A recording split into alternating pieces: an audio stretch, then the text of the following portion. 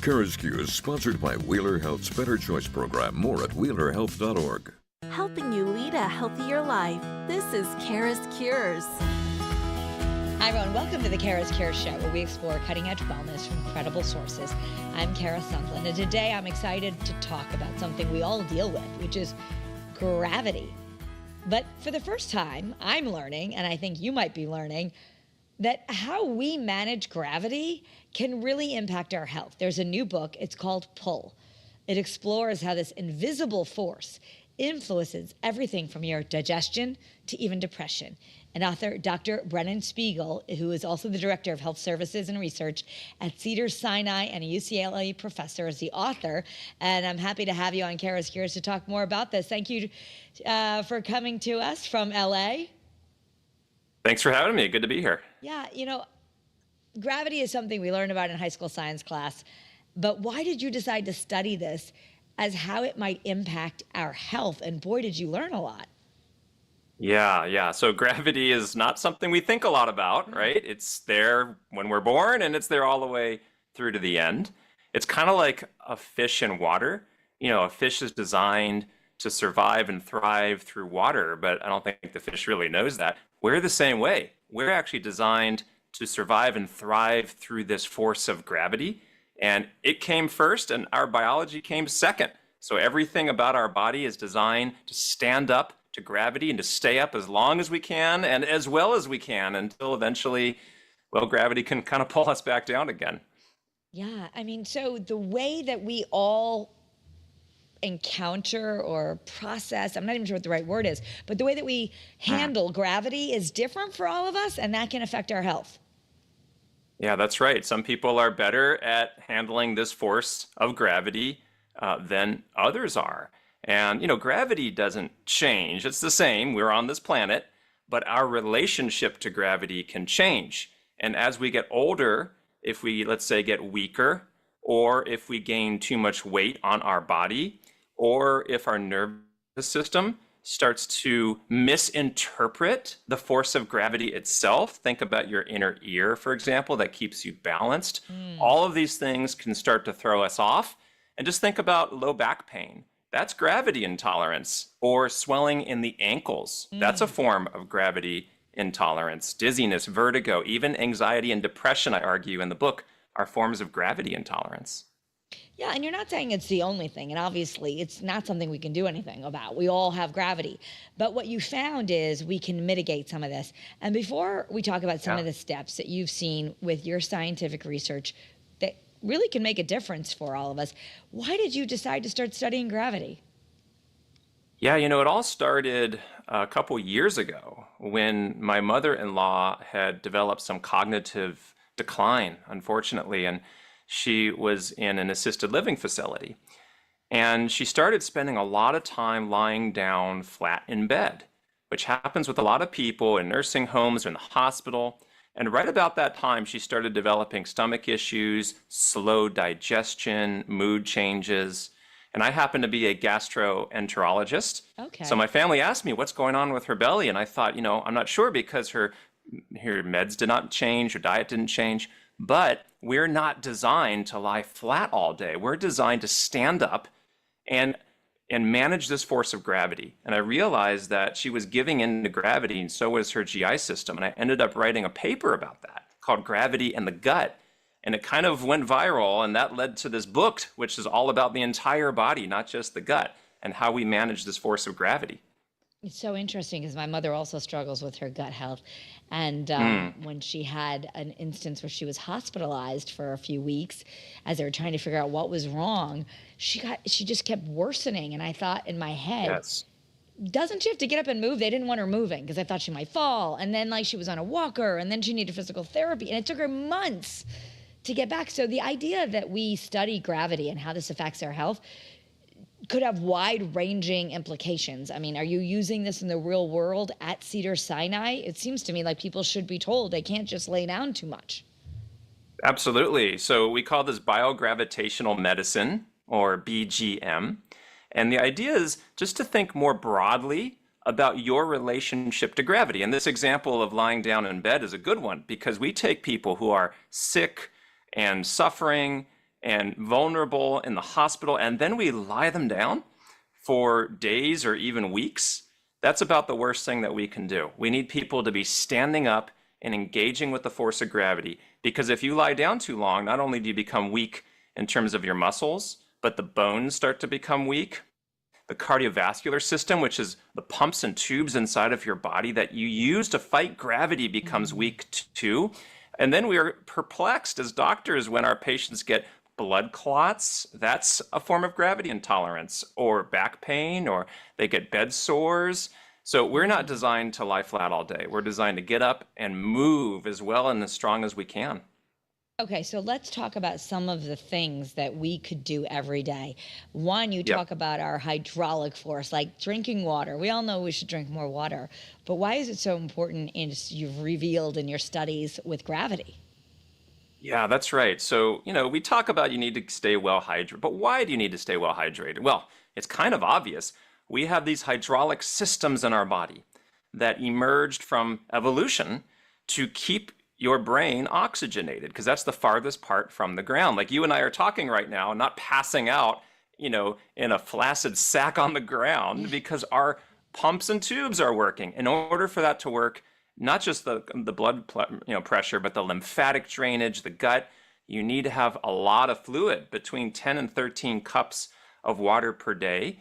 And that helps sustain the fluid into your brain. And we even have evidence now that if you don't drink enough fluid, over time, this could affect your brain function. And what happens is the salt levels in your body get too high because you're not drinking enough fluid. And even Alzheimer's disease has been linked in part to low blood pressure dropping if you stand up too quickly, not enough fluid in your body. It all comes down to basic physics and gravity management. So water intake helps us fuel, you say, our uphill blood flow, and you can help us envision that. Maybe we can learn why this is so important and make people drink a little more water. Yeah. Well, it turns out, it's really quite amazing how your body manages the flow of oxygen and blood up into your brain. Okay. And when we know that when you get stressed, for example, that system starts to break down. And even the very subtle relationship between your heart and your lungs, there's two pumps that are constantly pushing against gravity. And when you're stressed out, that system breaks down. If you don't have enough fluid in your body, it breaks down. And so there's a whole bunch of things in the book I talk about that you can work on with just everyday behaviors. Well, like standing. Standing, you say, is a kind of strength training, and it's this hidden gravitostat system you want to talk about? Did I say that right? Yeah, so right now, I'm in a standing desk talking to you. I use a standing desk every day, and I usually actually wear a weighted vest at work. And what I'm doing, I have ankle weights, weighted vest, and even a balance board that I use at work when I'm not seeing patients. And what I'm doing is I'm constantly practicing what it's like to be on a bigger planet with more gravitational pull. And it turns out the gravitostat is a system we all have in our body, where when the bones in your body feel extra weight all of a sudden, they will act like an endocrine organ and start to increase metabolic rate in your body. And this can lead to weight loss if you weight yourself down. Now, you don't want to hurt yourself and weigh yourself down with too much. And in the book, I talk about how to do this.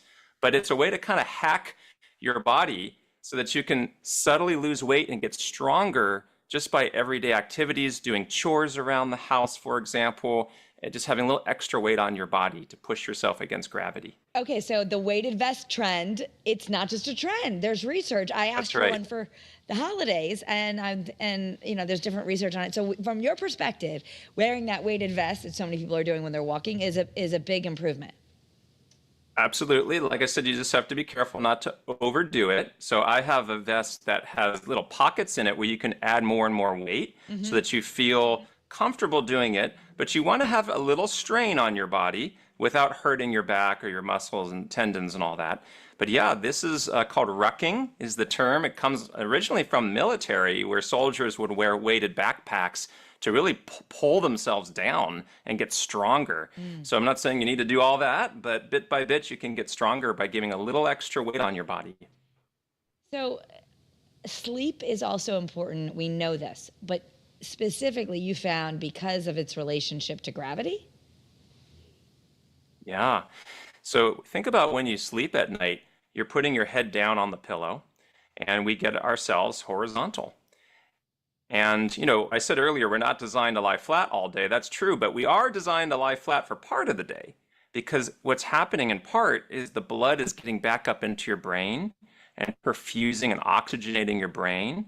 That's when we clear out amyloid, for example, which can accumulate in the brain and lead to Alzheimer's. This is maybe one reason why sleep is so important, is literally just changing your relationship to gravity, as opposed to our ancestors that lived up in trees initially and were upright and didn't get as much oxygen to their brain. There's some theories that when we finally got down on the ground and slept flat, that's when human intelligence exploded. So there's something about lying flat during sleep that seems to be very important. Wow. Okay. So one of the things that you encourage would be anti-gravity moments throughout the day. What are some of those? Yeah, so you think about, for example, certain yoga positions, right?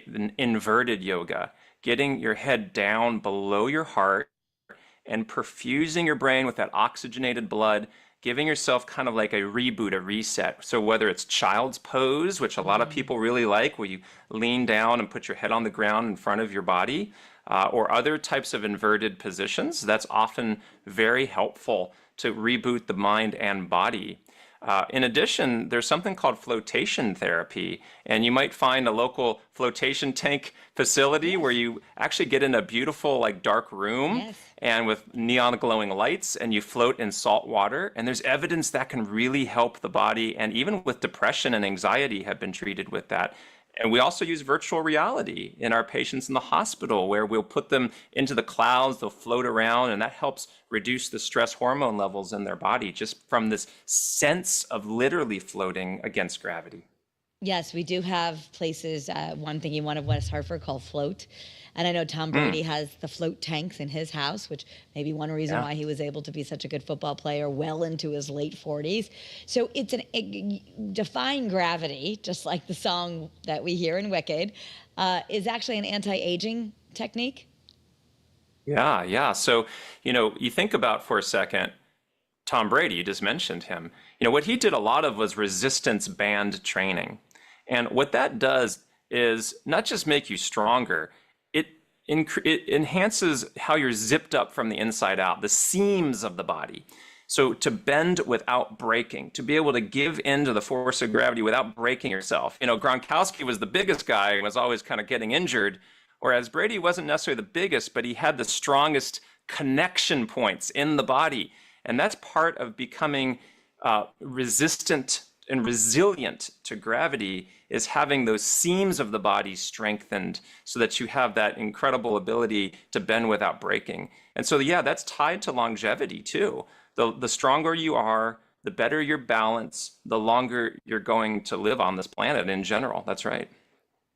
Okay, so we know what that feels like on a roller coaster. I'm someone who loves roller coasters. I like that feeling, though I do feel it intensely, but I like that fearful feeling. And you say often those same butterflies we get when you're falling in love or you're really excited. Why are they similar? Or what does that have to do with gravity? Isn't that interesting? So we use that term falling in love, falling asleep. And also on a roller coaster, you literally fall. So we get these butterflies on a roller coaster. Every human just about that I know of. There are some exceptions, like Alex Honnold, who is the world champion rock climber, who climbed up El Capitan in Yosemite without ropes. He doesn't get those feelings. But most humans do get those feelings. And why is that? It's almost like we have a G-force accelerometer, right, in our gut, telling you that you're at risk. So we're not designed to fall 20 stories. That's how we die, by the way. So when we ride roller coasters, it's thrilling, but some people do not want to ride a roller coaster because they feel those sensations all the time. And many of my patients who have irritable bowel syndrome or chronic anxiety get those gut feelings a lot.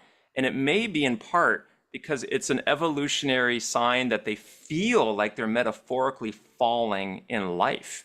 When we fall in love, that's a positive thing, but it's also vulnerable. It's a exciting but anxiety-provoking time And some people literally get those gut feelings in their belly when they're falling in love too. So in the book, I talk a lot about how our nervous system and even our psychology evolved within the force of gravity itself. Wow. So let's just talk about a lot of people suffer with IBS. Someone like my mom, other than trying to tell someone that you love or even yourself, hey, get moving, use a standing desk, walk more. What else can we do that's gravity therapy? Yeah. Well, it turns out serotonin has a lot to do with how you fight the force of gravity. Now, most people, when they think of serotonin, they think of it as a happy chemical that's made in the brain, a mood elevator. Like, think about that. Elevate is up and depress is down. And so serotonin will make you feel literally high. People who say they're high on psychedelics have serotonin exploding in their brain. Well, it turns out 90 to 95% of your body's serotonin comes from the gut, not from the brain. And in the gut, the serotonin is created with your microbiome, which are the trillions of organisms in your gut. We need those things in order to have serotonin in our body. And then serotonin helps prime all your pumps and tubes, the stuff we talked about earlier. You would be collapsing right now without serotonin. We literally need serotonin to stand up to gravity. And so we can naturally boost serotonin, whether it's through exercise, sun exposure, increasing tryptophan in your diet. And in the book, I talk about the specific types of food. It spells out stack 10. There's the stack 10 diet, which are all these different foods like salmon and tofu and so on that can help boost serotonin naturally in your body through diet. So these are, and of course, sleep too helps you boost serotonin levels. So all of these are helping you fight gravity. Okay, so I want to ask you to expand on that, because now people are going, oh, okay, what else do I eat? Because a lot of people struggle with anxiety and depression, and they might even be on an SSRI. I don't know what your thoughts are about that. Obviously, an SSRI keeps the serotonin up in your brain. But you said tryptophan. Thanksgiving's coming up. That's turkey. Turkey's good for us? You bet. Okay. Yeah, so what else? What other foods turkey has can help? tryptophan. So the main ones are salmon. So they spells out stack 10. These are 10 foods. So salmon, turkey. So you just mentioned we've got Thanksgiving coming up. Avocado, chicken and chickpeas, kidney beans, tofu, eggs, and nuts. So that spells out stack 10. It's a lot to remember. But basically, these are really healthy foods that if you put a lot of that in your diet, you're going to be giving the fuel that your body needs to create serotonin. And, you know, we often talk about getting sleepy after a big Thanksgiving meal, and that may be melatonin. Melatonin is a byproduct of serotonin production, which all comes from tryptophan, although it's a little unclear if it really makes you sleepy. But in any event, yeah, these are foods to help you boost your gravity tolerance. What about probiotics? I mean, I know that's something we talk about on this show all the time in gut health. And it may or may not link to gravity, but this is, as in all your research as a gastroenterologist, do you think that's a good idea? Are there certain probiotics you endorse more? So it's a little unclear at this point in time which probiotics are best and for whom, because it's almost like saying, is medicine good? You know, next question would be, well, what medicine are you talking about? Yeah. And there's so many different strains of probiotics, and most of them are not well supported by evidence. So for our national guidelines for the American College of Gastroenterology, we currently do not have clear guidelines, for doctors at least, on which probiotics are best for whom. Now that said, it's not a total cop-out. I do think there's a time and place for certain people, but it's very nuanced, and it's hard to give general recommendations about probiotics at this stage. We need a lot more science to figure out how best to use them, to be honest. And anyone who's telling you they have answers to that needs to go read the literature, because we actually need a lot more evidence to know how to use them best. Okay. And of course, I want to let everyone know that you direct Cedars-Sinai virtual medicine program. You also have written this book. It's called Pull. I want to put it up on the screen one more time so we can let people know. If you're just joining us, I'm talking to Dr. Brennan Spiegel, and he's written a new book about how gravity impacts our health, everything from not only our longevity, but our mental health.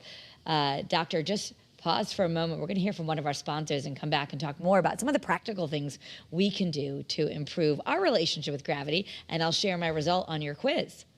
Struggling with gambling? Wheeler Health's Better Choice program offers personalized support and treatment to help you regain control. Visit wheelerhealth.org to learn more and take the first step towards recovery today.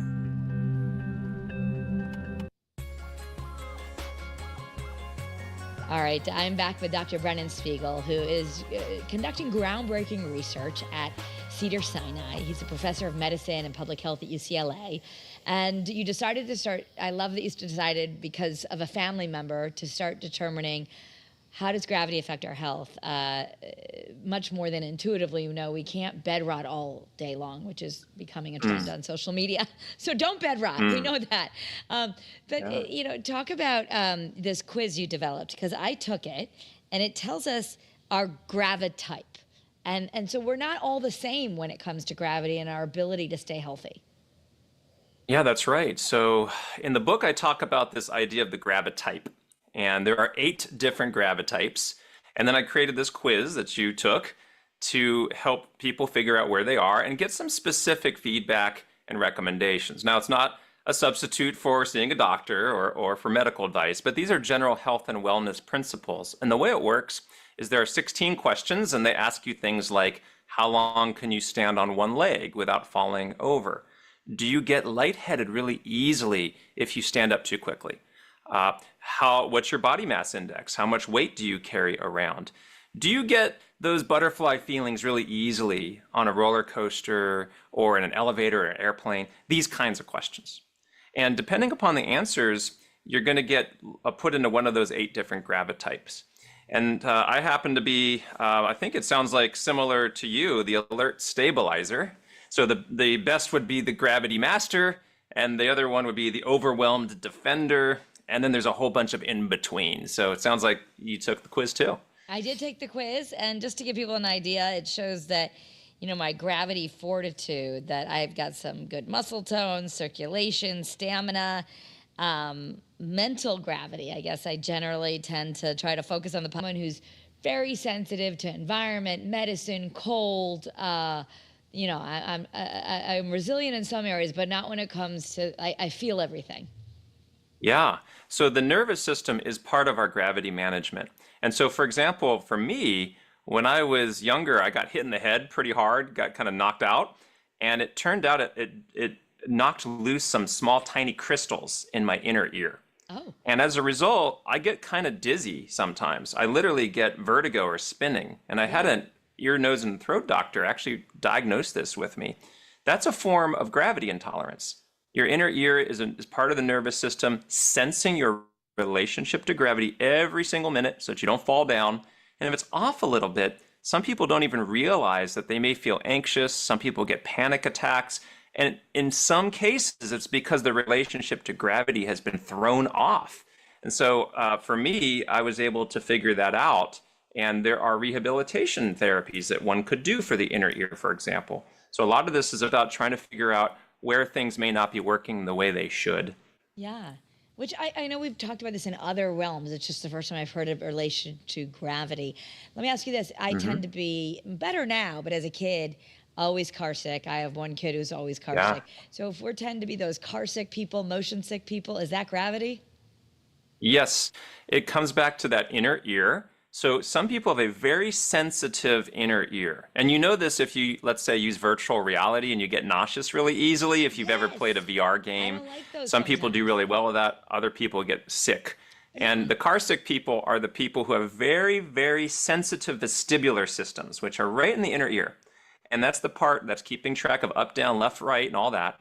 And if your eyes see things at a slightly different rate than your inner ear, as you might in a car. When you're driving the car, you see everything in front of you, and you have control of the wheel, and people don't get car sick as easily when they're driving as when they're a passenger. And that actually is a form of gravity intolerance because of a super sensitive inner ear system. Okay. So something to keep us knowing. Now, in our final few minutes, I know we're We're going by quickly. I want to let everyone know they can read more and all your suggestions in the book, The Pull, food, all those kinds of things called Pull right here. It's available everywhere, and you can also find it at BrennanSpiegelMD.com. But let's talk about some of the things. If you want to improve our relationship with gravity, defying gravity, as we all are wicked obsessed, what would be maybe the top 3 things we could start doing? Well, we've talked about some of them already. Standing up as much as you can. You know, if you look around where I am right now, 200 years ago, this was farmland behind me. I wasn't sitting, there were no buildings. We had people working the land, standing up, strong. All of human history was about standing up to the force of gravity. And now we're kind of sedentary, talked about bed rot.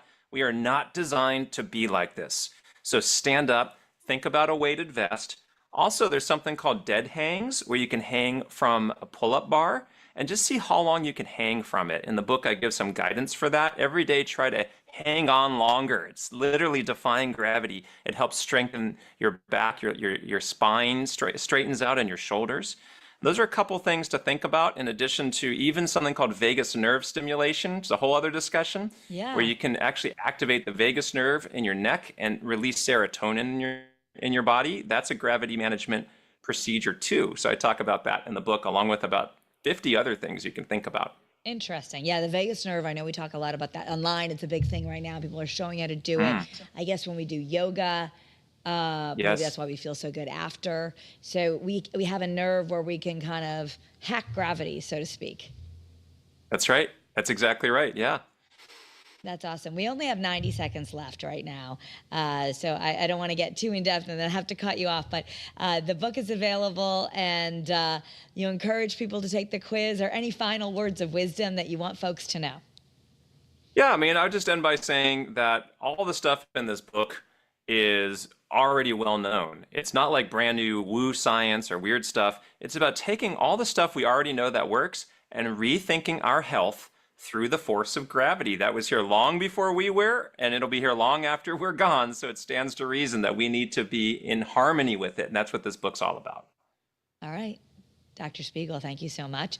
Thank you, everyone at home, for joining us on this wellness journey for CURES. The book Pull is available now. Visit BrennanSpiegelMD.com, and you can follow me at Kara Sundlin. I love to share information both on air and online that helps you have more wellness in your life. Have a great day, everyone, and be well.